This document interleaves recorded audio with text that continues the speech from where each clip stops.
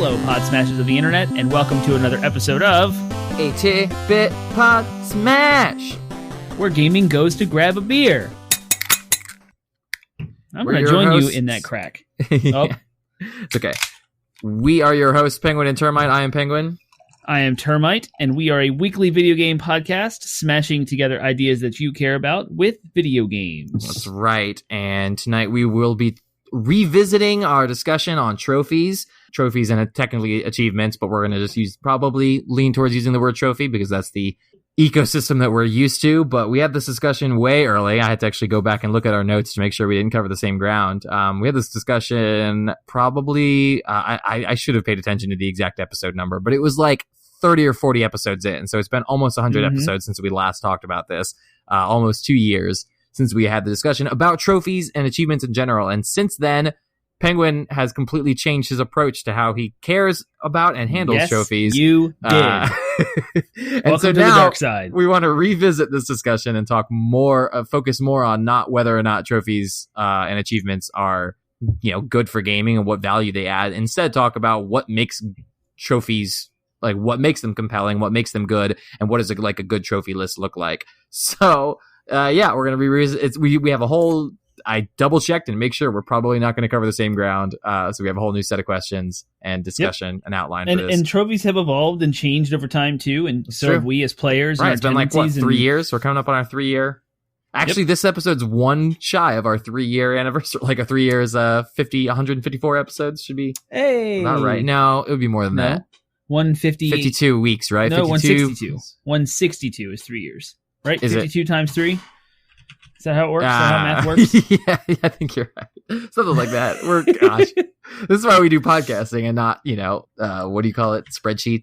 Accounting. I tell computers what to do. Yeah, episode 156 is 3 years. Okay, so this is episode 153. So we're a little shy of this. Yeah, okay, whatever. We're getting sidetracked. It's been a while since we've talked about trophies, so we're talking about it again tonight, revisiting that idea. But before we do and get into all of that, we are where gaming goes to grab a beer. So what are you drinking tonight? Are you still drinking? My Woodford Reserve has finally kicked. It is done. It lasted almost a month and a half. I was drinking it almost exclusively, and I shared some with friends and with my wife, of course, but that bottle was massive, and I drank the whole thing. So tonight, I didn't really have anything to drink, so I went out to get beer, and I want to tell you something. It's interesting. Giant Foods has had a good selection of beer, but when you look at their selection of beer, because they're a grocery store that serve the masses, you're not going to get anything that's like niche. You're going to get the most popular craft beer. The fact that they have craft beer is already a win. But as you see trends in beer, okay, we've been doing this podcast, like we said, almost 3 years. 3 years ago, if I'd went into Giant and looked, there would have been a wall of like brown ales, amber ales, lagers, and a tiny little sliver of IPAs. That has then, over the course of time, evolved into an entire wall of IPAs. And now there's like no brown ales to be found, and some porters like sprinkled in there, and maybe some stouts. And then I'm seeing that evolution now change once again. And this is driving me insane to these alcoholic seltzers and their variations. Yeah. That's There's all an thanks entire to aisle. like keto and all these low carb diets. It's entirely people want to get crunk while still losing weight on a low carb diet, and so the alcoholic seltzer has emerged. And it is from like seltzer. Every brand you can think of, like Corona, Bud Light, Smirnoff, and then there's like Truly, and there's White Claw, and there's now they're going into like ciders that have like way low sugar and way low ABV, and they have these like weird canned cocktails from craft breweries. Like Bold Rock is now making cocktail cans, so you can get a Moscow Mule in a can from Bold Rock, which is a cidery. And I'm like, what is all this stuff? And it's interesting just to see how like the masses and what changes and what's popular in beer. And so like now there's hardly any craft beer left. You sound like such a hipster right now. Oh, I guess, it's mainstream. I hate the mainstream. I want to go back. I'm only aggravated because the craft beer selection is being reduced. That's why I'm aggravated. Yeah, it has nothing to do with, So what's left is a small selection of craft beer, which is still 90% IPAs, which I love IPAs. But tonight I was looking for like a brown ale or like a German beer or something malty, and I wasn't on the hop kick tonight that I normally am. It wasn't as super hot today. It was a little bit less. The storm had rolled through and like the temperatures dropped. And I was like, I just want like a good hearty beer, but I don't have to go anywhere to get it except for like Giant. So it's my own fault for going to Giant anyway. So that's a long story just to say that I landed on what I'm drinking tonight. And it is an IPA, but it is from Center of the Universe. All that's and to say. Yeah. And I've never had this IPA before, but it's called Ray Ray's Front Porch Sippa. And Sippa is a session IPA, India Pale Ale. And it is a 4.5% ABV, just kind of a light drinker, very light-bodied IPA. It has a little blurb on the can I can read. I haven't done this in a while. I'm excited. So here's what it says. Brothers by blood, brewing and beer, the Rays craft this beer for the hop-loving sipper who enjoys their libations both day and night. Light in body, full of flavor, and made for drinking. Cheers. Day and night. Nice. This is really good. So it's clean, it's refreshing, it's light-bodied and bright, and it's not anything what I was tasting when I walked into Giant. But now that I'm enjoying it, I can say that it's very good, and it's awesome. I love Center of the Universe. They're like a couple exits away from me, so it's nice to pop down there once in a while. Anyways, I am drinking. We had some friends come over to drop off a slide for my son, like just one of those, cheap plastic slide things. So they picked it up, and so we were like, "Hey, you went out of your way to grab this thing for us off of Craigslist or whatever. Can we buy you lunch? And you guys can hang out for the afternoon." So it was our friend of the show, Matt. So shout out Matt and his wife and their 1-year-old son as well.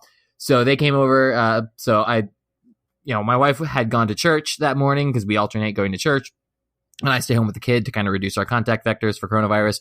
So she was going to pick up groceries anyways because it was a grocery week as well. So I, at the last minute, was like, oh, hey, by the way, can you grab some beer? And she's like, sure, but it's going to be Aldi beer. And I'm like, ooh, okay. So I'm going to set expectations nice and low when that arrives and say, my wife's picking up beer, but it's going to be cheap Aldi beer. So she grabbed something called Rider number 8, and it is a blonde ale. And it's actually pretty good. Like when I think of cheap Aldi beer, I think of like just, like the light beers, like Bud Light, kind of like low flavor, maybe a little bit, like maybe a step up from Bud Light. But this actually is really good. It's got good flavor, good body, got that malty kind of thing that you were talking about. And while also being a little sweet on the back end too. So Rider number 8 comes in it looks like a biker. It's the font and everything, and the number 8 looks like like a road sign, and it's got wings on it. So it's totally like I imagine your dad drinking this beer, like liking this beer and drinking it is what I think of when I think of this beer. And Rider number 8, it's not bad for $6 at Aldi. Like pretty good, pretty decent. Aldi pretty decent is beer. like the best kept secret in the world for wine, and I guess beer is the same way. Yeah, but Aldi wine, it's like $5 or $6. No, their beer a is not. It is amazing. You're rolling the dice with the beer. Like I totally agree with it? the wine. Yeah, the wine. I haven't really had a bad Aldi wine. I've had not great Aldi wines, but I haven't had one that I'm like, oh, this is objectively disgusting. But their beer I've had that I've like, okay, yeah, no, this is for cooking and cooking. You know what I mean? Like I will make some like beer broths with it. But we are 10 minutes into the show and we have news to get to, so I will wrap it up. Rider number 8, check it out. All right. So yeah, we like to start off the show talking about news, talking about things that are going on in the industry, and there are a couple of big heavy hitters this week, so that's why I wanted to try to rush through and get to it. So yeah, so what's going on? Bloomberg, our friend Jason Schreier, who used to work at Kotaku, has now moved to Bloomberg, has posted an expose again, because he is really good at investigative journalism, and he has dug into Blizzard. Again. Blizzard Entertainment continues to hit the headlines once again with controversy. Continues to just make all the wrong decisions. They do. Like give them a couple of months and they're going to screw something up. It's of course, Blizzard. Right. Yep. It's Blizzard. So the intro paragraph here, what happened? Why are we talking about Blizzard? The headline is Blizzard workers share salaries in revolt over pay. So Blizzard Entertainment, a division of Activision Blizzard, began circulating a spreadsheet on Friday to anonymously share salaries and recent pay increases, the latest example of rising tension in the video game industry over wage disparities and executive compensation. And that one employee created a spreadsheet and encouraged staff to share their compensation information. The anonymous document, reviewed by Bloomberg News, contains dozens of purported Blizzard salaries and pay bumps. Most of the raises are below 10%, significantly less than Blizzard employees said they expected following the study. And it goes on to quote Blizzard about how they want to give employees like fair pay and stuff, but wage disparities become a hot button issue in the $150 billion game industry. $30 million is Bobby Kotick, the CEO of Activision Blizzard. $30 million. 40.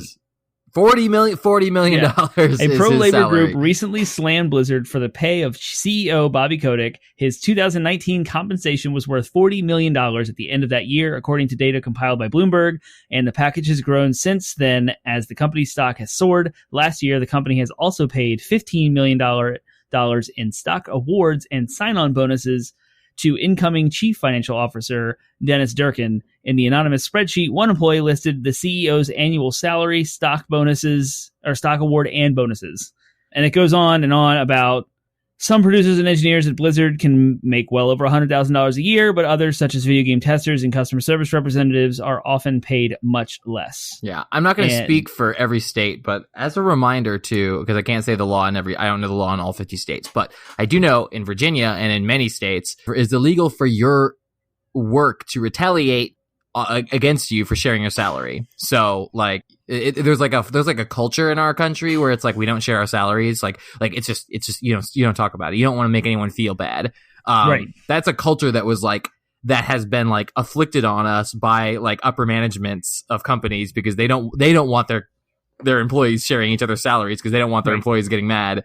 Mm-hmm. When they find out. And this is exactly, I mean, there's nothing illegal about what these employees are doing. It is perfectly legal for them to share their salaries, and it would be illegal for Blizzard to take any retaliation against them for doing so. Yep. So again, you know, if you think you're getting underpaid, feel free to discuss it amongst your colleagues at your workplaces because your company, you should not be getting taken advantage of. And that's what these employees are doing, is they're getting together and they're saying, we're not going to get taken advantage of. And Bobby Kotick's money would go down a lot faster if all of his employees stopped deciding to produce decide to stop producing games. So, right. I mean, they would go and hire new talent, I'm sure, and trick more people into working for them, but the quality of their games would go down, and they would suffer significant delays and their stock would plummet. So, like, people who don't make things shouldn't be getting paid that much more than people who actually are doing the making of things. That is my soapbox. One of the kickers, I mean, this is kind of true for all industries, but here in Bloomberg, Jason Schreier says several former Blizzard employees said they only received significant pay increases after leaving for other companies, such as nearby rival Riot Games. And so, like, I've always been told in my industry, like, if you really want to raise, if you really want to be, like, more valuable, is to leave and go find another job. Yeah. And you can get a crazy raise. But, yeah, always, like, advocate for yourself. Like, talk to yourself, think to yourself about like what you think your work is worth. Who are you as a person? What are you, how would you value yourself? And like if you have a number that you're not, it's so hard. That is like the hardest. I know it's the hardest thing for me because I constantly think that I'm less skilled and less like add less value the imposter syndrome. Yeah, the imposter syndrome is real. It is so real. Yeah. I saw a great meme. If it's helpful though, I saw a great meme on the internet that's like, instead of imposter syndrome, try to reframe it in your mind as trickster syndrome. You are a wily trickster god who has convinced everybody around you that you're amazing. Right? and you're getting away with it by being competent, by being surprisingly competent. It's like, that's so yeah, get that trickster syndrome in your head. This could be an entire conversation, so I do want to wrap it up. But the last bit that I wanted to address was, you talked about the culture of not sharing salaries. That whole culture is also established by what we're dealing with now in our country with racial tensions and sexist tensions and like fair wages. I don't want to get down the SJW road with this conversation because that could, like you said, it could be a whole podcast, but that whole like culture, it needs to change. And I think this is great that Blizzard is doing it. It's also indicative of the culture of the company itself, that the company, employees even did this. Like, what does that say about your company? Just to be clear about your statement, this is not what Blizzard is doing. This is what the employees at Blizzard are doing. This is what the So Blizzard hasn't changed a damn thing as far as far as we know. So it is their employees. Yeah, no, it's great that they're getting together. It's this sort of grassroots movement. I mean, there's been employee dissatisfaction at Blizzard for a while now, so tensions are kind of coming to a head. That's why I think that at this point it's going to be inevitable in the next 5 years we're going to start to see a greater push for more unionization amongst developers and professionals in the gaming industry. But that's 5 minutes into this conversation. We'll go ahead and maybe we'll have a Blizzard talk, but that's happening. It's a discussion that's happening. You'll probably see more talks about it as time goes on. In fact, we're going to be two weeks late to the party anyways, discussing it. But it is what's going on in our world since we last recorded. Yep. So cool. What else is going on right now? This is kind of fun. I like this story. I feel bad, but kind of not really. The Xbox Series S was leaked because a Twitter user at ZachExe, Zach_EXE, showed pictures of an Xbox Series X controller and kind of unboxed it and took pictures of the box. And on the side of the box, it says the platforms that this controller is compatible with. And you can see clear as day, Xbox Series X, and then there's a bar S. And then under it's Xbox One, and then there's an Android and iOS and all the rest of the platforms, but it's right there. And this console has not even been announced or taught. I mean, we know it as Lockhart as a code name, and we don't really know much about it, but it's straight up plain as day on the box. And the fact that they have these controllers boxed, packaged, and shipped. Apparently they were in Chicago, and there was like some looting and stuff going on in Chicago, maybe tied to the protests. Yeah. And so that maybe that's how they got out, because they weren't supposed to be out, and that's how it got leaked. And however, this guy, apparently they're on eBay. You can like buy one for $70. Oh, wow. Yeah.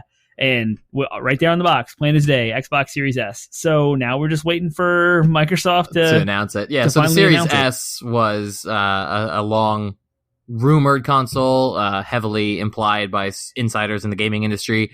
Like you said, it was called Project Lockhart. It is supposed to be a less powerful, or the rumor is that it is a less powerful and possibly discless, like kind of like the all digital edition of the Xbox One. So we don't know the details though, but I would imagine they would want to do a discless version to compete with the discless PlayStation. Nevertheless, the Series S is a long rumored console. That will be another weird step. I mean, it's just the weird thing. Are they going to design are all Series X games going to be playable on the Series S? And if so, does that mean they're going to be less, you know what I mean? Like, they're going to have that minimum threshold, right? So it's more mud in the Xbox brand right now. It just seems, they have their strategies, and I'm sure it'll play out in their favor in some regards. Being able to, they'll be able to undercut PlayStation heavily now. Right. We talked about this on the show before. You take the X and the S moniker, which they've used for the Xbox One this gen. The Xbox One X being the premier console and the One S being the normal kind of bottom of the mill. According to The Verge, these new Series X and Series S consoles will both ship with the same CPU, but with less RAM and GPU performance in the One S.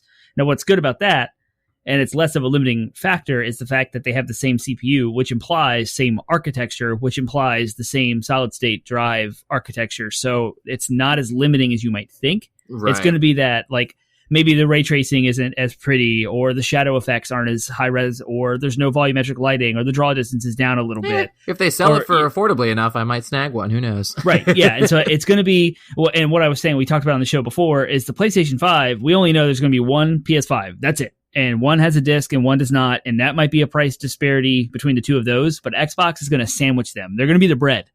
This is Termite's prediction, is that Sony's going to be the meat in a sandwich, and Microsoft's going to be the bread. The Series S or Series X will be more expensive than the PS5, and then the Series S will be cheaper than the PS5. So depending on what scale of money you're willing to fork out, you can either come in lower than Sony or more expensive than Sony and be profitable either way. Yeah, that's fair.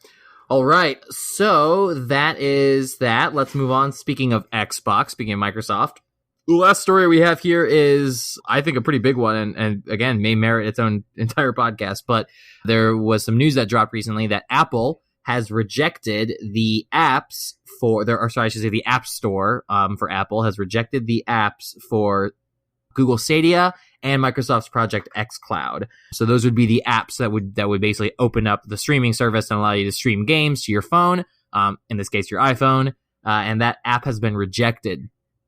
The reasoning is because Apple maintains tight control over the apps on its App Store, and their argument is they want to be able to have final say on all of the games that come through the streaming services. And both Google and Microsoft are like, no, I don't even know if we can do, you know what I mean? Like, they don't even know if they can do that to get that, because a lot of those games are third party. They don't have that control to like submit each game, and that would be a political quagmire, I imagine, to do so. So their argument is like, no, this is just the app. The app is just the platform upon which these games launch and run, and Apple disagrees. So Apple has refused and basically cut an entire platform out of reach of these emerging streaming services. So yeah, there's some drama there because Microsoft made a public statement saying that Apple is the only major platform that is refusing the future of gaming now, or some strong language like that. And so there's a big drama. Microsoft's response is fun. You're right. So Apple said basically we have a strict process for all gaming on our platform, and we care about our customers, and our customers enjoy great apps and games from millions of developers, and gaming services can absolutely launch on the App Store as long as they follow the same set of guidelines applicable to all developers, including submitting games individually for review and appearing in charts and search. In addition to the App Store, developers can choose to reach all iPhone and iPad users over the web through Safari and other browsers on the App Store. So that was Apple's response, like basically implying Game Pass alone has over 100 plus games. You have to submit every single one of those games to be certified by Apple, which means someone at Apple has to review and like play and check out the game and make sure it works and make sure it's not bugged. It's ridiculously laborious and expensive. And so Microsoft's like, we can't do this. But their response, here's their full statement. It was awesome. Our testing period for the Project xCloud preview app for iOS has expired. Unfortunately, we do not have a path to bring our vision of cloud gaming with Xbox Game Pass Ultimate to gamers on iOS via the Apple App Store. Apple stands alone as the only general-purpose platform to deny customers from cloud gaming and game subscription services like Xbox Game Pass, and it consistently treats gaming apps differently, applying more lenient rules to non-gaming apps even when they include interactive content. All games available in the Xbox Game Pass catalog are rated for content by independent industry ratings bodies, such as the ESRB and regional equivalents. We are committed to finding a path to bring cloud gaming with Xbox Game Pass Ultimate to the iOS platform. We believe that the customer should be at the heart of the gaming experience, and gamers tell us what they want to play, connect, and share anywhere, no matter where they are. We agree. So this is a massive... I don't want to get too into this because we're already 20 minutes in and we're probably going to have to cut one of our other segments, but it is worth talking about because it's a big deal, right? Like Apple is a massive platform. There are tons of device... probably it's the single greatest mobile platform it is, absolutely. Country, it's the second richest country in the world. It's not. I'm sorry. And it's not a country. I looked it up after you said that statement, and the top 10 are all oil companies, and Walmart are the top 10 richest companies in the world. Apple's number 11. But you are right. Apple's on the list of the top 50. Maybe it's tech companies. I don't remember. Maybe. It may be but tech companies. Fortune. Yeah, they're not the richest... they're not they are not the top 10 richest companies, but they are on the top 50 richest companies, and Microsoft's not even on the list. So, right, but it doesn't change the fact that you're still right in essence, you're still right in spirit, and it doesn't change the fact that there's hundreds of thousands of millions of Apple devices and millions of people who love that ecosystem and love that environment and that operating system, and wouldn't just change on a dime just because of, Microsoft cloud streaming service. So that I think is a big blow to Microsoft's strategy. Microsoft wants to be able to roll this out and be able to say, you can buy this service and play literally on anything, not on Apple devices. So I do agree it's a big blow. However, I also think it's a risky move for Apple as well, because depending on how well this service is received, obviously Stadia was a flop, but there's still plenty of iteration time, and Microsoft is being smart about rolling this out slowly with enough iteration. And I think with their infrastructure of Azure, I think there's going to be a whole different level of quality coming from Microsoft. And so depending on how well this cloud streaming service that Microsoft's going to roll out is received, it could also be a significant blow to Apple. They may have to reconsider when the money starts rolling in. So I can imagine a compromise, at least initially, being made where they, have some, basically they limit the games available on the iOS operating system. They eventually greenlight it, but, games only become available over time. I can see a compromise happening, but I think it's bad news for Microsoft for sure. I don't think Microsoft is definitely on the rope. Apple has here's this little gnat known as Microsoft coming to be please let us put our games on your platform. And then Apple's no, we have our own thing going on. They're not a little gnat. Get out of here. And they may not... but you look at how big that each of them are and their influences. They may not be as profitable though, but Apple doesn't have anywhere near the infrastructure to be able to pull off what Microsoft has done with Azure. You know what I mean? They don't need it. If they needed it, they'd have it. Apple doesn't need that. They have they don't need it because they're going.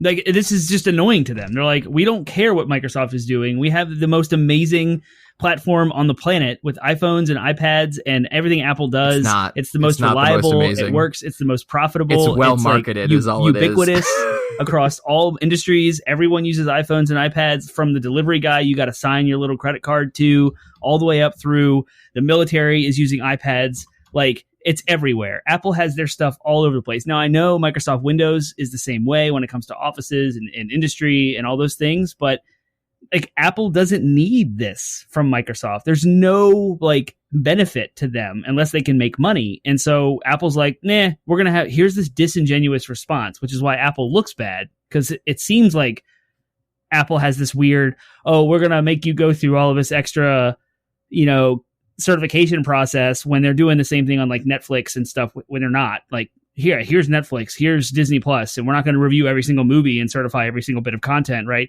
So it does seem disingenuous, in Apple's response. But if you look at it from a business perspective, this is not Apple's field. Like, they have their own thing. They got the Apple Arcade. They got games. Like they don't need Microsoft's thing here. Microsoft desperately needs the iPhone and the iPad so badly to reach more consumers, to get more Game Pass subscribers. So Microsoft is on the ropes. They're the ones that are going to be begging, and they're going to do whatever it takes to get their stuff on the iPhones and iPads, and they'll reach a deal. But you can further complicate the issue with DLC. Like, maybe the solution is you can't allow any money transactions to happen inside of Game Pass, so you can like play whatever comes to the service. But if you want to buy the DLC, you have to go through Apple Store instead of Microsoft Store, and then it's linked to an Apple device. Who knows what it'll look like? It's muddy and complicated, but yeah, I only take issue with the fact that you said that Microsoft is a gnat. It is not a gnat. Here's an article in this situation. Here's an article from MarketWatch that states that that Apple may have more revenue currently, but they're on a decline, whereas Microsoft has only been getting more money, and that's only gotten better over the course of the coronavirus pandemic because of their cloud infrastructure. And that's where so basically they're saying that like Apple has an innovation problem, and here's another circumstance where Apple is not, where Microsoft's innovating relentlessly with their cloud services, and and Apple is specifically getting in the way of it. So I don't know. It'll be interesting to see how it plays out. I think that Apple will bend eventually. I believe that, it all depends on how this Microsoft goes. will bend eventually. Microsoft will yield to whatever Apple's demands are. Like, Microsoft's going to go back to them and be like, okay, what is it going to take? What do we have to do? And then they're going to come up with a deal. And Microsoft's going to be on the losing end, but they're fine because they'll just throw more money at it. Like they always do. Microsoft is so good at just throwing money at stuff and letting that happen because they're so rich. They can just do that. And then eventually they're successful. And like you said, they innovate constantly. They do all this crazy stuff. We see Microsoft products come and go like a lot. Almost not as bad as Google. Google's nuts. Where you're right, Apple is stagnant. Apple has had the same platform, the same iPads, the same iPhones. And ever since Steve Jobs passed, like they haven't really done anything revolutionary since.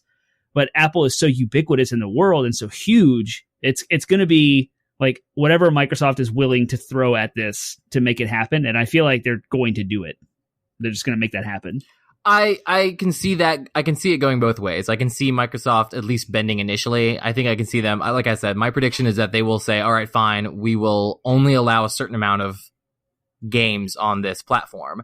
And I think they may intentionally limit it, but they give just enough so that Apple starts to see how many people are like clamoring for it and screaming for it. And then Apple will eventually bend and say, well, you know what? Okay, we'll loosen our restrictions. That's why I say I think the most likely what's going to happen is a compromise once it gets on the platform. So I think they'll probably meet in the middle. But yeah, I think that the other layer of that is like third-party platforms, like Fortnite, for example. Epic Games wants to put Fortnite on Apple. They just go straight to Apple. They circumvent the whole Game Pass thing. So then you have to ask the question of like, is it beneficial for a developer to put their game on Game Pass and then Apple as well? Because they can kind of do that, and it can just go natively straight to Apple and not worry about Game Pass, but also sell their game to Game Pass. So from a developer's point of view in a development studio, what kind of money are they wheeling and dealing? And so it just it muddies the waters even more from that perspective. And then, like I said, add-on content and DLC and microtransactions. Who's making money when you're playing through Game Pass on an iPhone versus like Game Pass on a PC? Like Yeah, all that stuff has to be worked rambling, out. So we have already it lost. Gets crazy. We have already lost DLC in this episode, so let's go ahead and move on. So yeah, I mean, it's a huge discussion, though. Big news. Yeah. It's as big in my mind. It's as big or bigger than the Blizzard thing. So it's got huge implications for what the next 5 years are going to look like in that space. So. Mm-hmm. So complicated massive giant corporations going head to head on issues of the future of gaming and app services are maybe our favorite thing, but doing this podcast is our favorite thing. Favorite thing. Favorite thing. Long segues, rambling segues. Love it. It was perfect. You nailed it. Thank you. I appreciate it. All right. Yep. So, like I said, we are going to have to skip our last segment, but we did want to squeeze in favorite things. It's fine. I didn't really have a solid DLC anyways for tonight, so I was kind of making it up as I was going to go. So let's do favorite things. Favorite things is a chance for us to share with you what our favorite thing is for the week, the thing that we discovered that we are excited about or digging that we want, and hope that you might find your next favorite thing. Something I have never experienced. You did when you received Pokemon Shield in the mail by surprise and had no idea who sent it to you. But there it is. I similarly experienced the same thing. I received a copy in the mail of Monster Hunter Iceborne, which was an expansion pack to the Monster Hunter Worlds. And I was like, this is amazing. Who sent this to me? Turns out it was a friend of the show and a coworker. His name is Billy. So thank you, sir. He sent it to me as a birthday present because he knew I loved the first Monster Hunter and he plays Iceborne and wanted me to jump in with him in that content. And so I said on social media, look out winter because Termite is coming and I can't wait to jump in. But like, you're not playing it till winter? You got that? No, it's Iceborne. It's set in winter and Termite's going Christmas in August, right? Right. Yep. So I'm excited to jump in. I can't wait to see what the extra content is. When I saw all the reveal stuff, I was like, I love this, but I got to finish Monster Hunter. So I threw it on the backlog with everything else and I haven't really got back to it yet. So, and I loved the game. It was awesome. And I know you still have Monster Hunter and I have other friends that have Monster Hunter. So I at least need to finish the base game and then I want to jump into Iceborne. So I am now reinvigorated to play some Monster Hunter once I get past Ghost of Tsushima. There's a huge gap of time between now and we've been calling it the gap between Ghost of Tsushima and Cyberpunk, where there's some games that may be okay, but may be good, but like nothing's really like a must buy. So I'd be down for some Monster Hunter, firing that up again. Cool. So my favorite thing is Umbrella Academy Season 2. I don't know if I had Season 1 as my favorite thing at any point. I think you did. Did I? Okay, yeah. Umbrella Academy, it's a Netflix original. It's based off of a comic book series that was written by the lead singer of My Chemical Romance, Gerard Way. Yep. So you did talk about this. Did I? Okay. Yeah. It's great. It's a fun superhero show. They were doing time travel shenanigans for Season 2, but I knew that. Not only did I know that going in from the promotional material, but that's like how Season 1 ended, was time travel shenanigans. Normally I don't love time travel shenanigans, but I love the way that this show has handled it, which is just like, like they're not worrying themselves. In fact, they make jokes out of things like the paradoxes and stuff like that. So it does everything that it did in the first season. It does better in the second season. It's great. So I really like it. So check out if you haven't seen Season 1, go ahead and watch Season 1 and 2 of Umbrella Academy because they're awesome. So sweet. That is favorite things. Normally this next segment would be DLC, downloadable content, but sad rap horns. We have to skip it because we're 34 minutes in and we want to get to our main topic. So, So, sorry, DLC fans. We had a lot to talk about and we ended up talking about beer. So that was our DLC, I guess, for the day, was beer talk. There you go. It has been a while. Yeah. So let's talk about, again, we are talking tonight about trophies, trophy hunting revisited. So again, I have a little disclaimer here, not really a disclaimer, but an explanation. And I said it at the top of the show, but last time we talked about trophies and achievements, we were talking more about like the history and context, pros and cons, what they add and take from games. Tonight, we're going to be talking more about like what a good trophy list looks like and why is it fun, or what has it added or enriched in our gaming experiences. So again, this all comes from the fact that, that brings us to our first topic, our first question, which is what's changed since we last discussed this? aka why does Penguin suddenly care about trophies? Nice.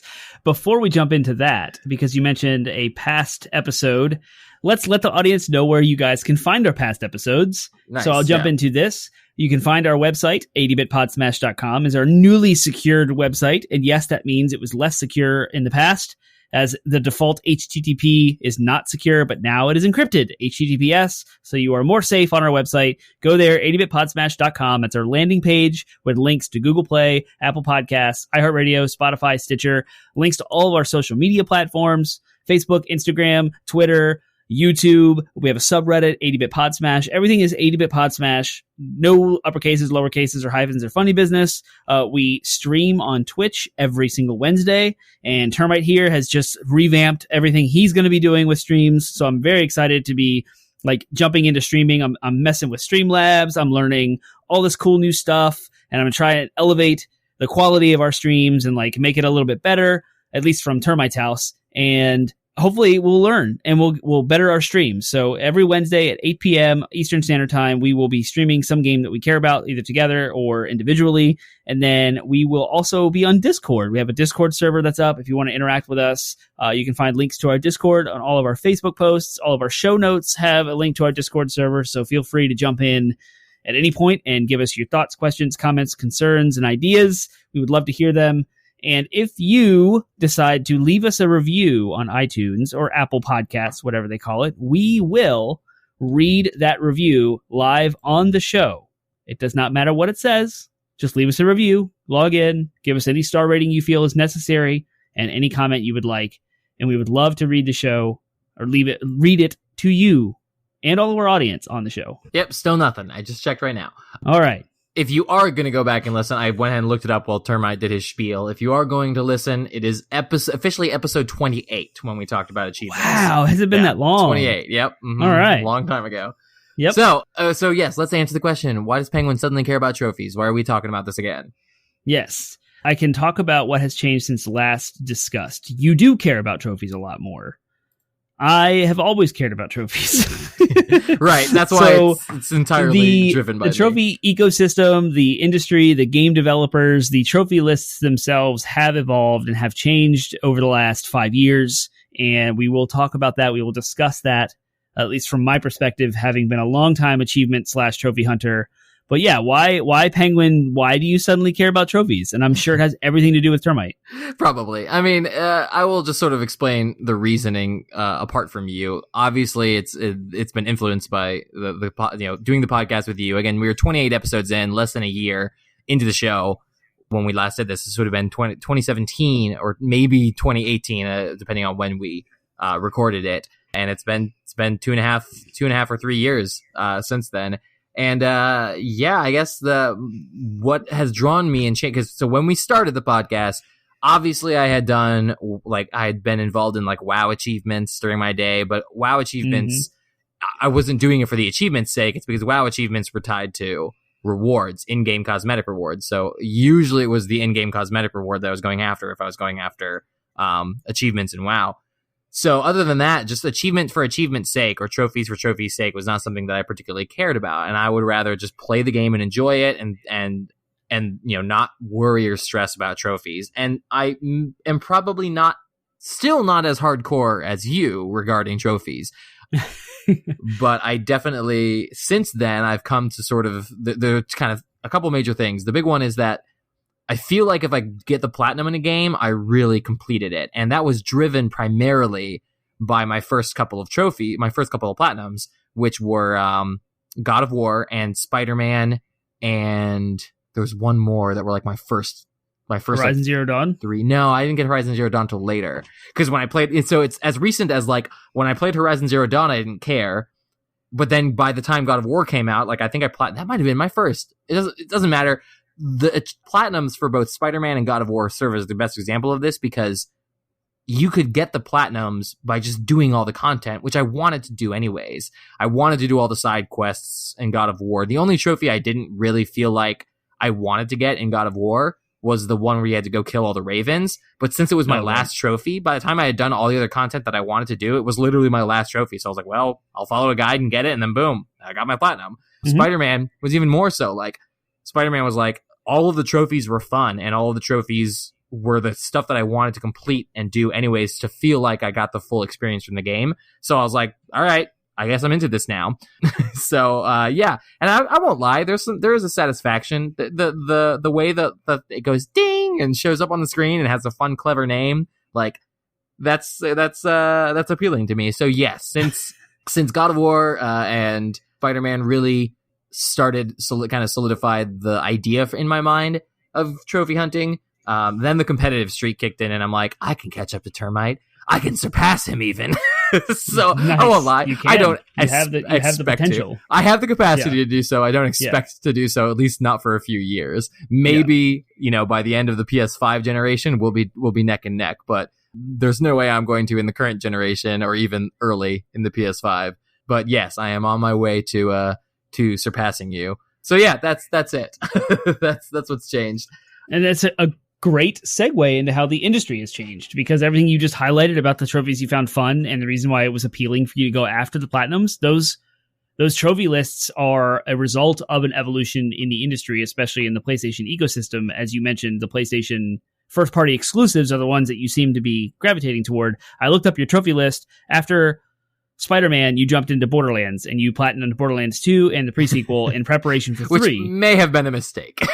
Right, because those are not so good and dated trophy lists. Having come out on the last generation, this is a great conversation piece, because now you can compare and contrast how fun and fulfilling it was for you to get the platinum in God of War and Spider-Man, but then jump back to a game like Borderlands 2 and the prequel and realize how much of a pain some of these trophies can be.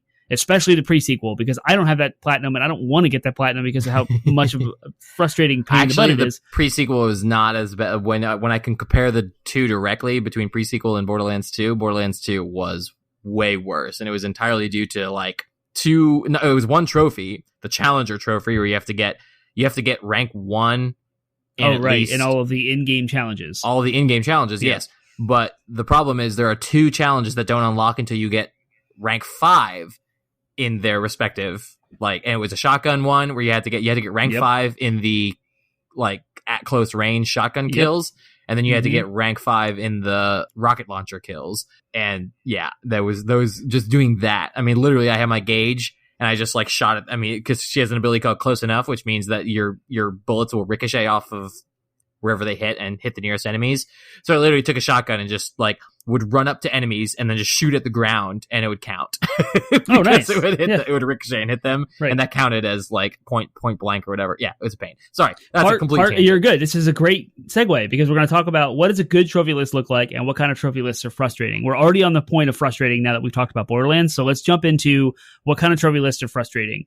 And what you just mentioned is exactly what's frustrating. I actually don't even have it in my notes. You made me think of something entirely different. I have categories of frustrating trophies.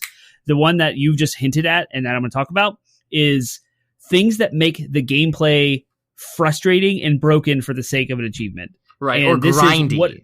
Grindy one. That one was it was all of that. It was every single one of the things you just said, and it was grindy. You had to do it over and over and over and over and over again. It's just, oh my gosh. The joy of Borderlands is being able to take a cool character and configure this character to do the cool, fun things in their skill trees, and then be able to find weapons that match that skill tree and kind of work together in tandem to supplement and make that character's build work for you and your playstyle. That's what Borderlands is all about at its heart, at its core. And what you just described, what it looks like for me, because I did those things, what you just said. What it looked like for me is, here's the most powerful shotgun in my inventory. Forget who I'm playing as. Forget who my skill tree or what abilities I have. I'm going to take this shotgun and I'm going to run headfirst into a crowd of enemies and try to get close range kills all the time, which puts you at risk because some characters are good at tanking and some are not. So you might not have the right build to be the defensive HP shield burden that you need to take in order to be in the open and in every enemy's face. So I died constantly, and I forced myself to use the most powerful shotgun to try and make this easy. And then in frustration, you go online and find a guide or an exploit, and it tells you, you need to start the game over at this character, get these abilities, find this gun, and then this trophy is easy. That is ridiculously frustrating, and it's broken, and it completely defies what the game is supposed to be. And that to me is not good. That's frustrating. And there are plenty of other examples of games where it's and just to get a trophy, they make you play different than what you should be doing, like in the intended mode of the game. Other frustrating things, and you listed some of these, so I'm glad you did this legwork. Online trophies. Anything online. Forget it. It's based on the skill of another player. If you have to win X amount of games, it could take you eons if you're not skilled or you don't play games online. It forces you to jump into something that's not predictable. It's not controlled because it's an internet infrastructure. What about hacking? Unless it's an online, like if it was Overwatch, I'd be like, okay, fine. This is like an online. This is what this game. It's a multiplayer game. Call of Duty. This is supposed to be a multiplayer game. But when you have a game, I mean, I'm gonna pull a game that's not a PlayStation game, but it still has achievements. Like Halo. Like, I wouldn't want, if I was in the Xbox infrastructure, I would want the Halo achievements to be primarily the story ones. You know what I mean? And then you have games like, you had that whole phase, we talked about that, you had that whole phase in like the early 2000s, the late 2000s and the early 2010s, when every freaking game had to have a multiplayer mode. So you have multiplayer modes in The Last of Us Part 1, and you have multiplayer modes in Uncharted, and it's like, and then there's trophies connected to that. And the problem, the long-term problem, is that some games are going to maintain their online infrastructure, but some aren't. And as we saw with Uncharted, it is now impossible to get Uncharted 1, 2, and 3's trophies because they shut down their online servers. So unless they go back and patch the trophies, which they're not going to do, which is a whole other problem that we'll talk about, then it's literally now in August of 2020, you cannot get the platinum. No matter how much you want, you cannot get the platinum on Uncharted's 1, 2, and 3. They're gated, And here's the kicker. Here's the thing that bothers me the most. The online functionality of Xbox and PlayStation both require a yearly subscription. You have to pay money to play these games online. So if there are trophies tied to the internet, you have to pay money to get a trophy in a game you've already paid money for. So it completely gated all those trophies behind a paywall unnecessarily, even if it's the easiest trophy of like, oh, go play 2 matches online. Okay, well, I have to have a subscription for that. I don't want to pay for your subscription because I'm not online. Here's the other annoying factor. What if you don't have internet or reliable internet and you're in the rural areas of America that don't have, we're fighting this conversation right now with our school systems and virtual learning. And like, we're learning how many people don't have reliable, stable internet or have data caps on their internet. And they can't play games online because you're gated out. You're not getting that platinum. And that is totally unfair and is very terrible design. And I do not agree with it whatsoever. Mm-hmm. Yep. So online trophies are horrible. Yep. Other trophies, things that are frustrating, these two kind of go hand in hand, so I'll combine them together. Trophies that require a difficulty setting or that require multiple playthroughs is just like I don't mind replaying a game, but I don't like feeling compelled to replay a game. And I get it. It's a trophy thing, so like, yes, it's my own. No one is putting a gun to my head and saying you have to do this, but I can't help but contrast it to games that allow me to do it in one playthrough. So, I mean, you can even see it in the same game, Persona 5 versus Persona 5 Royal. Persona 5 came out in 2017, makes you play it. Like, there's a trophy to, like, max out all of your confidants or whatever, and it's impossible to do in the time you have in one game. So you have to play it twice because you have to max out your confidence.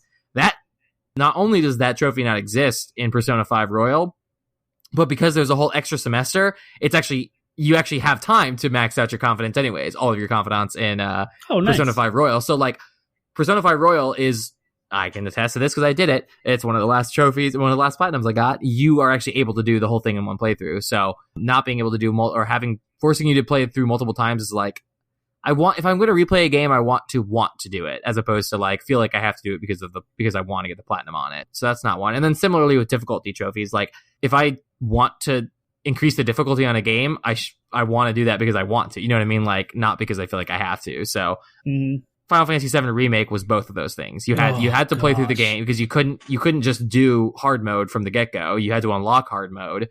And so you had to play through the entire game again on hard mode. So there was both a replay and a difficulty increase. And a lot of games still do that these days. The reason why I separated those So trophies that require multiple playthroughs are frustrating because they require a ridiculous amount more time. And specifically those games that have different endings based on choices in the game. Oh my god! Sometimes you have to make a choice in chapter 1 that affects an ending, so you have to play through the game more than once. Which, can we just say real quick? Can we just say that, like, that's another one, is games that force you to make a choice. Like, if there's choices in a game, the fun is being able to make the choice you want to make. But if you're a trophy hunter, then you have to make a specific choice. Like, the Stick of Truth had that. Like, you had to make... Yep. You had to make a choice. And granted, you could reload, like the trophy guides say to just reload that, like save right before it and then reload it. But still, the idea of like doesn't that completely nullify the choice if they force you to make a certain choice? Yeah. Yep. And then difficulty related trophies I put as a separate point because of accessibility, which we had a conversation about. It should not be gated because you have a sensitivity to color or you have a cognitive restriction and you can't like physically use a controller as well. So maybe Bloodborne is not like you're completely not going to play it because you can't physically do it. And so like there are things happening in the accessibility world that are amazing that devs are implementing in their games now. That's a good change, but difficulty related trophies are kind of where online trophies gate you behind a paywall. Difficulty related trophies will gate the community based on skill and ability. Now, also tied to difficulty is time to put into the game, which is also kind of my shtick with the multiple playthroughs, is that it just requires a time sink. And so like maybe a difficulty related trophy like Final Fantasy VII, I had to die how many times at the boss fights over and over again and then look up a guide and put together this build that was like, here you have to make sure you check these boxes and make sure you have these abilities on these characters and this party makeup and do these things during the combat. Which is, again, sure you exploit and like, I don't want to do that. To the idea. Fun. Exactly. It's antithetical to the spirit of the game is coming up with the builds on your own and playing how you want to play. So when it forces you to say, okay, well, I have to follow this guy because this is the most effective way to do it, it definitely robs you of some of that experience for sure. Now, granted, we just spent 10 minutes or so talking about why trophies can be frustrating, and we talked about games we love that have frustrating trophies. Right. So I know we have listeners out there, I could name some of them who would say, well, then why do you care so much about trophies? Like, stop complaining and either just don't get the trophy or suck it up and do it. And you are correct. So person out there who is literally screaming who has been screaming for the last 10 minutes at your speaker, you are right. Those are the options, right? Like the options are, we're either not going to, so we're sitting here, we're not sitting here trying to say like, oh, woe is us, game developers should cater to our whims. Like, no, Termite and I are responsible enough to say, okay, well, fine. They decided that the trophy had to have this. So either I'm just going to play this game and enjoy it without getting the trophy, or, we'll weigh it and say, do I want to go after the trophy? Right now, I'm sitting on Resident Evil 3, the remake, and that's going to be one of the next games I play in the next month or so, in the next couple of weeks. I'm going into that game fully expecting to not get the trophy on it, because I know what is entailed in the trophy list of that game, and I know that I'm not going to do it. I'm also sitting on Divinity Original Sin 2. That's a 1,000-hour with 3 playthroughs on multiple difficulty settings trophy platinum. I don't care. That's fine. It's not gonna happen. No thanks. Yep. Like, it's cool. So, we agree. Like, we 100% agree with you. Like, but this is something that we are sitting there, we are explaining our rationality. This is to say, when we decide if we're going to go after a platinum, these are the things we're weighing. In some cases, we may skip the game entirely, depending on the trophy, but that's not all the cases. Both of us have had experiences where we play games and just say, this is for fun, I'm not going after the trophies. It's not contingent. It's not required for our fun. So, with that said, what are kinds of trophies that we find fun? What are trophy lists that we do enjoy? And let's now pivot into a more positive note. Yeah, and PlayStation is leading the charge with this whole idea of platinum trophies, and like you get every single trophy in the game and you get a platinum, which is an extra trophy in and above, where Xbox has like an achievement list with an arbitrary number value attached to it. And so like if you get every trophy in an Xbox game, congratulations, you got 1,000 out of 1,000. Whoop-de-whoop. If you get every trophy in the points. game, yeah, you can make that PlayStation up with a bunch of small achievements in other games. It's just a cumulative number on your account. It's like, oh, I have 34,560. That's my gamer score. It's like my score, right? Where in PlayStation, your profile has a level, and you start at level 1, and every trophy you get gets you some points. There's a whole point system. Bronze, silver, gold, and platinum each have different values of points, and your account levels up. So I have a level 18 account, and I have 30 platinums. And the platinums indicate I have 30 games that I have completed 100%, and gotten every single trophy in the game. And that is more clear. You can look at one line of text and you can see Termite 04, level 18, 30 platinums, and you can get a good picture of what I've done. Right. Whereas with Xbox, it's Termite 8604 and I have 34,560 gamer score. Does that mean I just played, got one achievement in 30,000 games? Or does that mean I played 36 games? You have no idea. Right. And that goes back to a platinum makes me feel like I have done all the content. You know what I mean? I've gotten the most out of the game. So I like that idea of the little extra trophy for doing the extra little notch on your belt for getting all the other trophies. It's not all of them. In some cases, games have bonus trophies that don't count towards the platinum. We're actually seeing DLC and stuff. Yep. Yep. Exactly. Because they're we don't want to rob you of the platinum, quote unquote, if we release new content. But it is still that kind of idea of it's kind of that, I can sit there and be the games, I can say, if you look at my platinum list, in most cases, it's going to be full of games that I enjoyed, that I felt so it's, in many ways, it's kind of I enjoyed this game so much that I platinumed it. It's not 100%, again, you wouldn't be able to necessarily discover my entire taste by doing that, but you get a pretty good idea for the kinds of games that I like based on the games that I platinum. The fact that I went through and platinumed all the Borderlands games and still have I specifically put Borderlands 1 on my wish list for my birthday so that I could eventually go back and platinum it, gives you a pretty good idea as to how I feel about Borderlands. So, right. If you didn't already get that impression from the podcast. But just to go through, I mean, in many ways these are just going to be the antitheticals to the frustrating things, but we like trophy lists that have trophies that are not missable, so you can either go back, either there's an open mode or there's a chapter select that you can go back and target platinum or target the trophies on, trophies that aren't related to difficulty, and then fun things that are intentional. That's something that's not antithetical, it's just its own thing, but things that hey, in this moment in the game, do this one little cute thing or whatever, or do this fun thing. Those just add flavor to the game. The one that comes to mind is when you have to go pay respects to Uncle Ben's grave in Spider-Man, or take a picture in front of the Avengers building, the Avengers Tower, or was it take a picture or climb to the top? But it's climb things where it's they've included these little Easter eggs in the game, and then give you a little trophy if you discover them, or if you do these, do the things. You can do them at any point in the game. You don't have to replay anything to get there, and cool. Yeah, I love little Easter eggs. In Last of Us, there was a collectible where you found Jack and Daxter's egg from whatever. That's what that was. Yeah, and you also find, I won't say the other one in case of spoilers, but there's cool Easter eggs in it for its collectibles. But chapter selects are fantastic going back through. I love nothing more than knowing that I can select easy or normal and play the game through, and then if I want. So your question about how do you evaluate what games you'll play for trophies versus what games you play for fun, the best answer is both.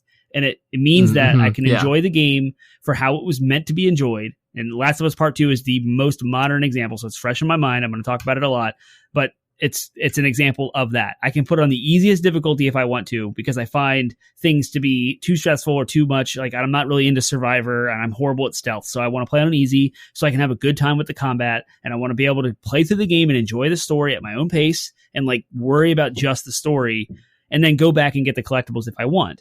Versus Final Fantasy VII Remake, which had difficulty-related trophies and multiple playthroughs, which stressed me the crap out because I wanted to optimize the time. I don't have, I'm married, I have 2 kids, a full-time job. We do this podcast, and we're highly involved in church.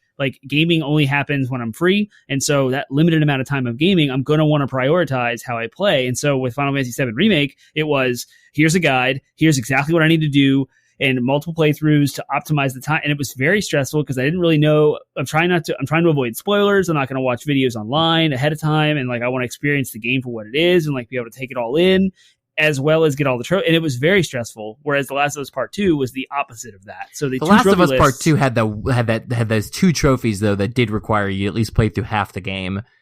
Second time, right. And that was dumb. And granted, which is what was even more frustrating is they had an opportunity to make something good out of that. And what they could have done, and we had a whole episode on The Last of Us Part 2 that you can listen to, but I actually meant to bring this up. It would have been so cool if they had an option in your second playthrough that you unlock after you beat the game.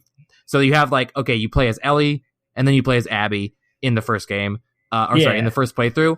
I thought it would have been really cool if they had enabled a mode where then you could have alternated their chapters, where like you do Ellie's day 1, and then you do Abby's day 1, and then you do like Ellie's day 2. Chronological order type thing. Yeah, that would have been cool. That would have been really cool. It would have it would have done two things. It would have made that trophy a little bit more palatable, and it would have made it so that you could have played the game and experienced an alternate perspective on how the story played out. Would have been really awesome. But that was a missed opportunity in my mind. By the way, I did see that they did update the trophy list. They did. They added 2 new ones. 2 new ones that are indicating new content for that game. Well, new modes, play modes. There's a permadeath mode that's going to be added, and it should be live now. Is it live? Oh, I didn't know that it was just announced. But it's patched. Yep. Sweet. Awesome. Anyway, so that's So let's move on. Kind of talked about what. Okay, never mind. You kind of sneaky segued us into our question about how do you evaluate games that you'll play for trophies versus games that you play for fun. I guess I kind of answered that too. Ideally, it's both. But yeah, you're right. When it comes to like Resident Evil 3 was your example of a game. It's like, I'm not going to do that because it has these crazy hard difficulties and stuff. I'm just not into it. I do this all the time. I have like a list of games that I'm like, I look ahead every single new title that comes out. I look at the trophy list. And remember, I'm into this a lot more than Penguin is. But I follow psnprofiles.com. I have a statistic. I have goals in mind. I want 30 trophies a month. That's 1 trophy per day. If I had another chance to rename my PSN account, it would probably be something like trophy a day or something stupid.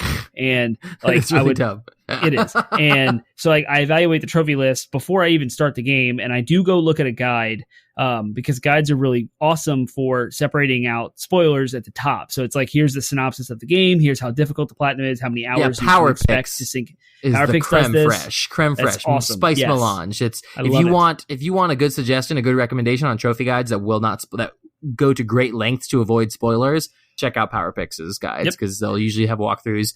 The Last of Us is a great example. They would, instead of saying like right after this moment where this character dies, instead it would just be like, go up to here, you're gonna enter an arcade, and there's gonna be a thing that happens. So after that story beat or after that cinematic, so they do a really good job. It's not perfect, but they do a pretty good job of avoiding the spoilers. You made that up. No one dies in an arcade in The Last of Us Part 2. Do not worry. That was not a Floridian slip. That was literally a made up thing. You're good. Yes, no spoilers there.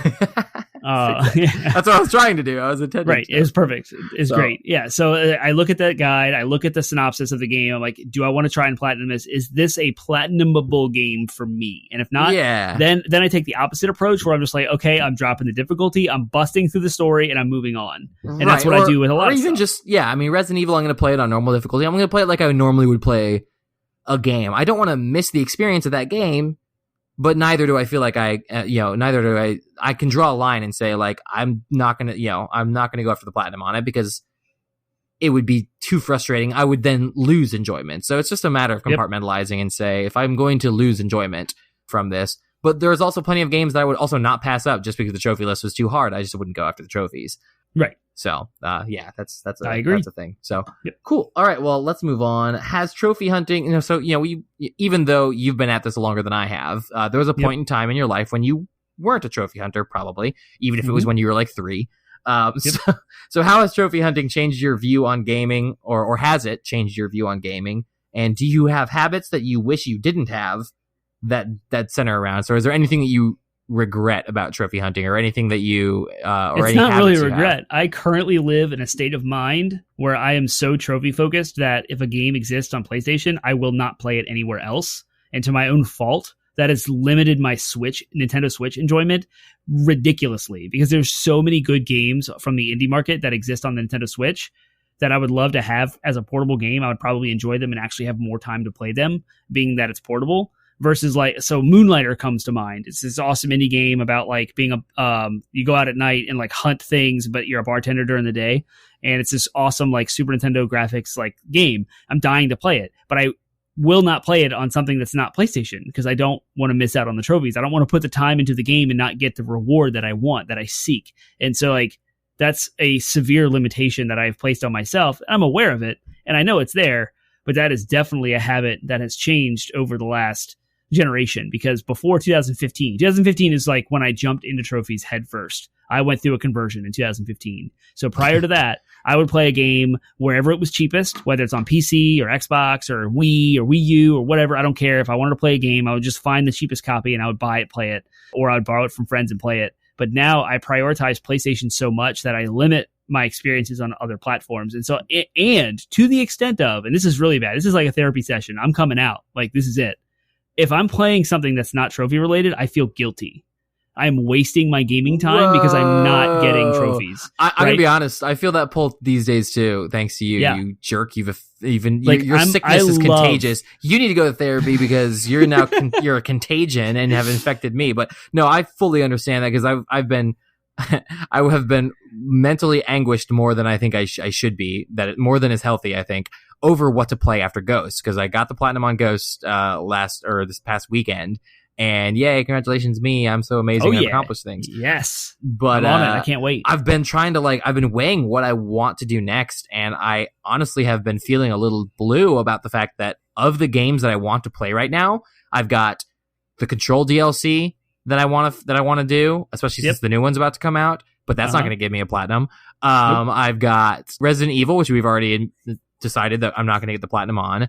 And I've got Alan Wake that I am actually playing through right now, but that's on Steam, so I'm not going to even bother trying to get achievements on that. Right. And then the last thing I have, the only platinumable game that I have right now is Borderlands 1, which is a game that I've already played and is still like a 50-hour platinum, so that would dominate a lot of my gaming time. Trying to go after that platinum, so I'm like, well, dang it. So again, I've been feeling a little bit, and I agree. I do kind of hate that tendency. I want to still be in that middle ground and I think I'm a little bit more capable of it than you at this point, but I still want to be in that middle ground of being able to be like, you know what, like, I would love to get the trophies on this, but if this is a multiplayer game, I've got friends who are playing it on Switch, I'll go ahead and get the Switch version. It's like Genshin Impact, for example. That's a game that's coming out this fall. There's a Switch version, and it's multiplayer. So if I have enough friends who are going to be playing it on Switch, I will probably want to get it on Switch, but then I also will want to get the trophies if the trophies are achievable. So it's, So yeah, I agree that can be a frustrating aspect of, a frustrating habit, I should say, of trophy hunting, that I kind of wish I didn't have. Yep. But I gotta compete, I gotta, by 2025, I gotta have the same. Right, we didn't even talk about that. Thank you. You just said the word. You gotta compete. Like, there's this, like, I am not a very, I wouldn't say that I'm a very public competitive person. I don't feel like I put you don't myself really play into, a lot of competitive games. Like, you're not like, you don't care about your kill death ratio on freaking Call of Duty or anything like that. So. I did. There was a time and place when I did, but that was before I met you. And, and I was like, this is stupid, and I didn't really do that. But like when I'm playing sports with friends, for example, if we play Ultimate Frisbee, or if we go Frisbee golf, or if we play a pickup game of football or something, like, I don't have to win. We did this company like flag football, and the competitive people really came out, and like you could really tell who was into it, who wasn't. I was just having fun. Like, I didn't care. Yeah. And so I don't know. Like, I don't consider myself a quote competitive person, but everybody has their things that they're competitive about. Yeah, even if you're not a generally competitive person, everybody has that thing that they like to take pride in, and they like to be better at others in, or prove themselves. That's just natural for humans to want to kind of prove themselves and stand out, have the thing that makes them unique and stand out. And then when someone, quote, threatens that, even if there's no actual threat, there is that competitive spirit that comes out. And so I get it, and there's nothing wrong with that. That's healthy, but it is just kind of funny because neither of us would consider ourselves competitive gamers, and yet we both experience the competitive spirit, this particular aspect of it, of trophies. Yep. Yeah, exactly. Yeah. So competition, that's another reason why people care about trophies. Yep. Mm-hmm. Yeah, or that your view of gaming changes, and that you make decisions based on that spirit of competitiveness. Yeah. Even if you would never the truly ill and sick individuals are the ones who will go buy the $1 trash games that exist on PSN just to get the 2-second platinums. I'm looking at you. My name is Mayo. That for 45 seconds. I have flirted with the fact of getting that trophy just to tick you off. Like, just Just to make you mad and be like, look at my trophy there, Termite. Guess who would be right behind you to match that, to at least cancel it out? Oh, I believe you would. I would totally dive in. That would it. You could totally make me do that. You could manipulate it. I will do it. I'm shameless. I don't even care. I will buy the $1 game and I will get that platinum. And that would probably knock the floodgate down, and I'd probably start going after trash. Yeah, that's you. Yeah, I'm just that close. I am on the razor's edge of diving into $0 to $5 games that have trash. That's when trophies. You do. That's when I would. I would only do that just to force you to go to therapy. just to then hold the mirror up to you and be like, look at what you've become. Look at you, you monster. Go see a therapist. Yep. Because that's a whole other aspect of trophy hunting. Here's the dark web. Here's a question that's not on here. Yeah, I was gonna say. Now that we've delved into that darkness, how would you react if somehow your trophy list got deleted? Whether it was through malicious hacking or whether it was through some big mistake on Sony's part. What do you think if they told you we can't recover this and you lost all your trophies tomorrow? How would you react? I would be extremely devastated, of course, but I would also feel like a giant yoke has been lifted from me, and I would probably not try to recover. Probably indicative of something. Yeah, and I wouldn't even try to recover from that. I'd be like, well, gotcha. There went all that, so I guess I don't care about trophies anymore, and I have no reason to, because this could happen. Like, you have a fear of it happening again. Like, oh, it happened once, it'll happen again. So at that point, then I'm done. I would just cash in the whole trophy mess, and then I'd be like, well, I guess I'll just play whatever I want, however I want, whenever I want. So if this episode has made you irrationally angry, listeners, that's what you need to do. You need to hack Termite's trophy list, and then again, since the contagion, I would then feel bad, and I would be like, oh well, now I feel bad. Now I'm ahead of him, and I feel bad because it's so. You could knock out this habit for both of us in one fell swoop by just hacking Termite's trophy list. That's it. Yep, just get rid of it. Anyways, well, cool. That is that question. Let's move on and just let's end here and talk about what kind of changes would you like to see in PlayStation's trophy infrastructure in the next generation or going forward. So if you have an Xbox or you're in that ecosystem, you can log into your console and you can go to the achievements list. And in there is a couple of things that PlayStation does not have at all. Now, granted, this is in the Xbox operating system. This has nothing to do with loading up an individual game or anything like that. You can see your trophy list, say, for example, Gears of War. And if there's a kill 5 of this type of enemy, you'll see your progress. You have killed 2 of this, and it'll give you a percentage. With that, you'll see a sorted list of trophies or achievements, in this because it's Xbox achievements, that you could go after next that are kind of the low-hanging fruit based on your percentage of completion and how common it is for other players to have unlocked. So if it's a super common trophy, kill 5 of this enemy, of course, it's probably the most common trophy out there, or achievement, you would see that's next on your recommended achievements list. So you could almost use that as a achievement hunting guide. I wish PlayStation had that so badly. At least the one about tracking. Oh my gosh, yes, I cannot tell you. It needs to have trophy tracking, because that comes to me from WoW's interface on its some of them, not all of them, but some of them had trackable achievements. But there's just the simple fact that there are so many trophies that don't necessarily, some of those Easter egg trophies specifically, there are some that don't have a tangible way of knowing if you've gotten them for sure. And so and the example I have is since it's fresh in my mind, Ghost of Tsushima has a trophy to, this is not a spoiler, but there's a trophy to bow at 10 hidden altars, which is just a little Easter egg thing. There are some spots in the game where if you do the bow, there's an emote to bow. I didn't know this till halfway through the game, by the way. But there's a whole emote that to you swipe down on the pad and your character bows. And if you do it at these specific spots in the game, you get the only feedback you get is that some butterflies will fly around you or some fish will jump out of the water. It's a cool little thing, but I was playing the whole game and I'm I don't know if I've triggered this. So being able to go into the interface and see oh, you've done 2 out of 10 of these, and then then you'd be able to go back and check and be I don't know if that one registered or not, and then checking, oh, now I've got 3. You know what I mean? That's immeasurably useful, because you don't want it. Especially some of these games where have multiple playthroughs or stuff like that, where it's I don't want to even contemplate, or the ones that do have missable trophies, I don't want to contemplate the idea of having to go back because I missed something.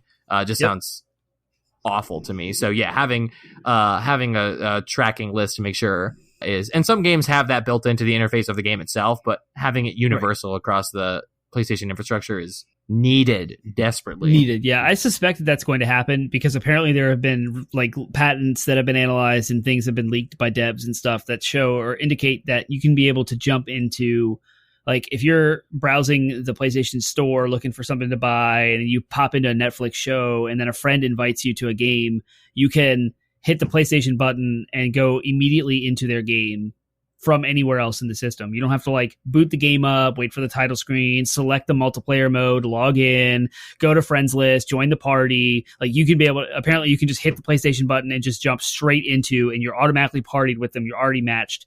And then even more so, you can like see an ad for a game, say like a racing game that has this highlighted NASCAR feature. Yeah, it's like you can race in Daytona 500 in this right here. You can buy the game immediately on the store and then jump into the game at that level doing that exact thing, skipping all of the stuff. Like, you can just jump right into it. And it's because the solid state hard drive and like the fast loading and all that. So I'm assuming with the operating system have that low level hooks into the individual games. I'm assuming this trophy tracking is going to be that in the next gen. So we'll see.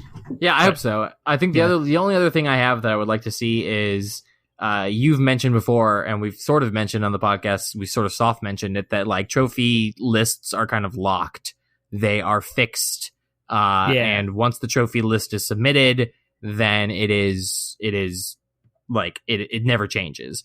I do think that I would like to see that change. I would like to see, I mean, it shouldn't be abused. Like, it shouldn't be a situation where it's just like people complain enough so they remove a trophy from the platinum or whatever, but it definitely should be implemented for things like Uncharted, where it's like, okay, we're like, this feature is no longer available, the multiplayer, so we're going to remove all the multiplayer trophies from this platinum, so that way people can still go back and enjoy it and get it. That would be nice. In some cases, I think that if trophies are broken, especially at the beginning of a game's release, they shouldn't, players shouldn't have to wait for a patch. They should be able to just be like, we're just going to patch that trophy out temporarily and then add it back in later as a bonus trophy or something like that. Like, that kind of stuff would be nice. It would be cool if there was like another kind of like alternate platinum, like a Jade trophy or something you could get for going back and completing the rest of the content when they add content or something like that. You know what I mean? Or little mini platinums for the DLC content specifically. That'd be cool. So that way it gives you a motivation to do all the content in the added content, but not necessarily required. It'd just be a nice little icing on the cake kind of thing. So that's all I have. I think that's all we've got for trophies. So what, have you caught the bug? Are you a trophy hunter? Have you caught it recently since maybe listening to the podcast, or have you been a trophy hunter forever? What has been your experience with it? Do you not care? Do you not give a crap? Do you not, want anything to do with them? You just want to play games and enjoy them how you want. All of those are valid thoughts and opinions. So we want to hear from you listeners about them. So please share your thoughts on trophies with us. And Termite has already shared with you all the places that you can, but it bears repeating. Termite, where can the good pod smashers of the internet find us if they want to share their thoughts? As we are a weekly video game podcast, we launch midnights on Mondays, so 12 a.m. on all major podcast platforms. You can find those at 80bitpodsmash.com, 80bitpodsmash.com. And we also have our social media outlets, Facebook, Instagram, Twitter, and we have a subreddit, all 80bit podsmash. So go hit us up on any social media platform. We'd love to have interactions with you and talk about things and hear your feedback and answer questions. So hit us up on any of those. We also have our Discord server. There are links in all of our show notes to that. So jump into there and live chat with us. And then we have our twitch.tv/80bit podsmash Twitch streaming platform every Wednesday, 8 p.m. Eastern Standard Time. Somebody is on that channel streaming, whether it's me or you or both, and maybe some guests too. So hit us up. Tell us what you want to see us do and what you would like to see us play. Otherwise, we're just going to play what we like and we'll talk about it. So hit us up. Yep, fantastic. So next week we are going to be potentially celebrating, that's celebrating with a question mark, but we are going to be acknowledging, I should say, the release of Square Enix's Avengers. Yeah. And since it's a big title, it's Marvel, it's superheroes. So we're going to talk about superheroes. We're going to talk about the influence that superheroes have had on video games, and we're going to be talking about superhero video games. So DC, Marvel, or just complete third-party made-up new IP, original IPs. Yeah, I think of you said Infamous. Yeah, Infamous. I was thinking of Injustice when you said that. I was like, that's DC. No, Infamous. Yeah, right. Even like Ratchet and Clank have superheroic character elements in it too. So we'll be talking about just the legacy of superheroes in video games, almost as a deep dive, but not quite. So, because it's almost a genre in and of itself. But anyways, so that's what you have to look forward to next week, which will air on August 31st. And until then, see ya. See you next week.